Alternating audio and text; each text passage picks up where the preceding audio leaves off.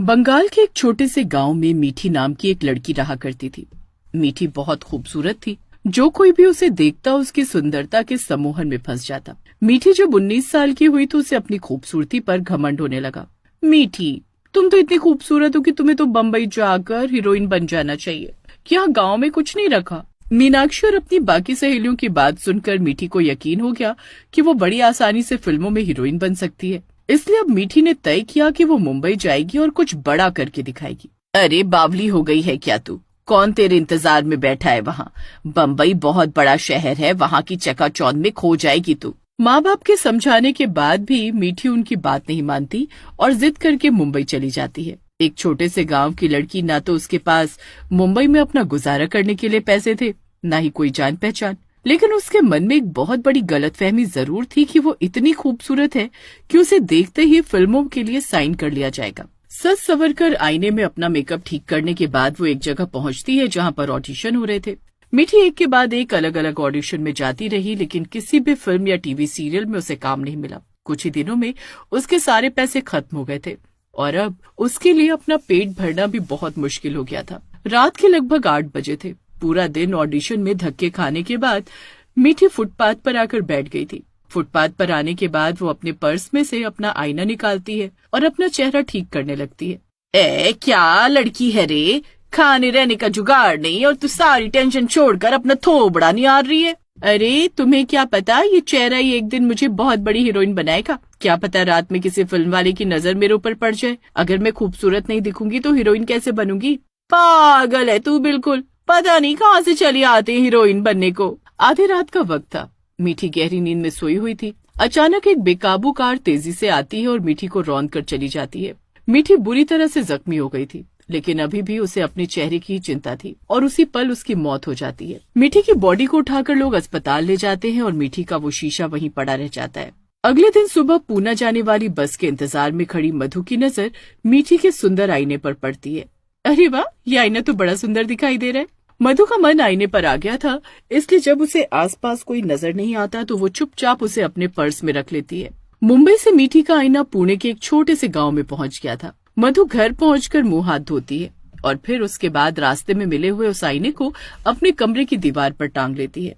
अगर मेरे बाल लंबे और घने हो जाए, चेहरे की चमक लौट आए और ये दाग धब्बे गायब हो जाए तो कितनी खूबसूरत लगूंगी ना मैं। जो देखेगा देखता ही रह जाएगा। मधु अपने आप को आईने में निहार ही रही थी कि अचानक उसे अपने पीछे एक परछाई दिखाई देती है। मधु चौंक कर पीछे मुड़कर देखती है, लेकिन उसे अपने पीछे कोई नजर नहीं आता। मधु हैरान थी कि अभी अभी जो उसने आईने में देखा वो उसका वहम था या वाकई उसने कुछ देखा है। अपने ख्याल को झटक कर मधु एक बार फिर से आईने को देखकर खुद की जुल्फे संवारने लगती है। तभी उसे आईने में एक भयानक चुड़ैल का चेहरा दिखाई देता है, जिसे देखकर मधु के मुंह से चीख निकल जाती है। तभी वो चुड़ैल आईने से निकलकर बाहर आ जाती है।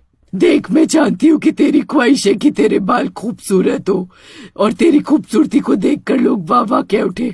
ये सब कुछ हो सकता है। अगर मैं चाहूँ तो तुझे इतना खूबसूरत बना सकती हूँ कि कोई यकीन ही नहीं करेगा कि तू वही पहले वाली मधु है। मैं जरूर कोई सपना देख रही हूँ, ये सब सच नहीं हो सकता। बेवकूफी करना बंद कर। कोई सपना नहीं है ये। मीठी नाम है मेरा और ये आईना जो तुम सड़क से उठा कर लाई हो ये मेरा ही आईना है। जो तुम्हें चाहिए वो मैं तुम्हें दे दूंगी और जो मुझे चाहिए वो मुझे तुम दे दो। कहना क्या चाहती हो तुम? क्या चाहिए तुम्हें?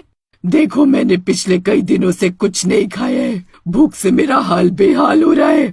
बस इतनी सी बात? मैं अभी तुम्हारे लिए खाना बनाती हूँ, तुम पेट भर कर खा लो। और देखो, मुझे तुमसे खूबसूरती भी नहीं चाहिए, तुम बस खाकर चली जाओ। मैं एक चुड़ैल के साथ इस घर में नहीं रह सकती।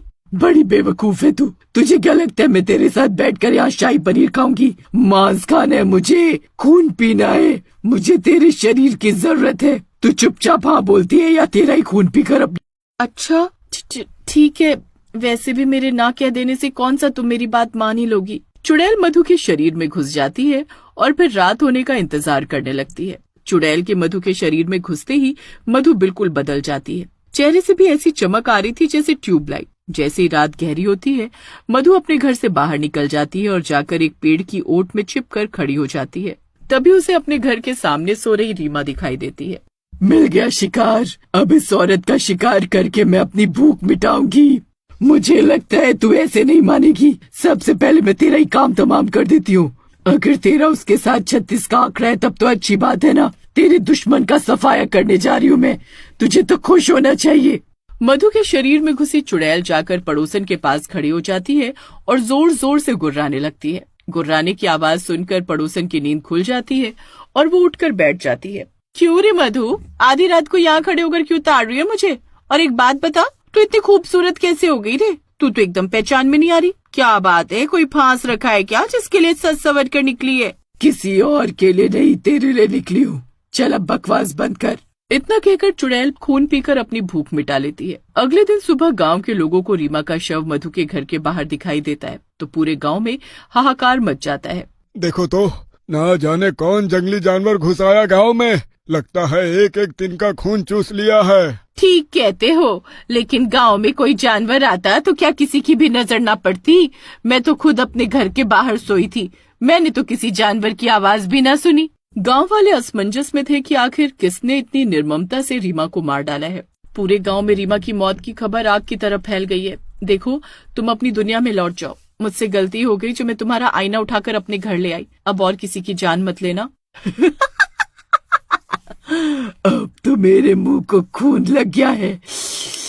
अब मैं इंसान का खून पिए बिना नहीं रह सकती। तू चिंता मत कर, मैं तुझे कोई नुकसान नहीं पहुंचाऊंगी, ठीक है? गांव के लोगों को तेरे ऊपर शक ना हो, इसलिए आज शिकार करने के लिए हम घर से बाहर नहीं जाएंगे। लेकिन अगर तू चाहती है कि तेरा नाम बदनाम ना हो तो तुझे मेरे भूख का इंतजाम करना ही होगा। मैं कुछ समझी नहीं, तुम मुझसे क्या चाहती हो? फोन करके मेरे शिकार को घर पर ही बुला, किसी को कानो कान खबर नहीं होगी। चुड़ैल की बात सुनकर मधु बहुत घबरा जाती है, लेकिन अपनी जान बचाने के लिए वो गांव में रहने वाले बिट्टू को फोन मिलाती है। बिट्टू, मुझसे मिलने के लिए मेरे घर पर आ सकते हो? क्या बात कर रही है इतनी रात को? हाँ, वो मुझे तुझसे कुछ जरूरी बात करनी है। और सुन, किसी को बताना मत कि तुम मुझसे मिलने के लिए आ रहे हो। जानते हो ना गांव का माहौल कैसा होता है। हाँ हाँ, तो चिंता मत कर, मैं चुपचाप दबे पाँव तेरे घर में आ जाऊंगा, किसी को पता नहीं चलेगा। अरे इतनी रात गई है, बिट्टू मधु के घर के अंदर क्यों जा रहा है?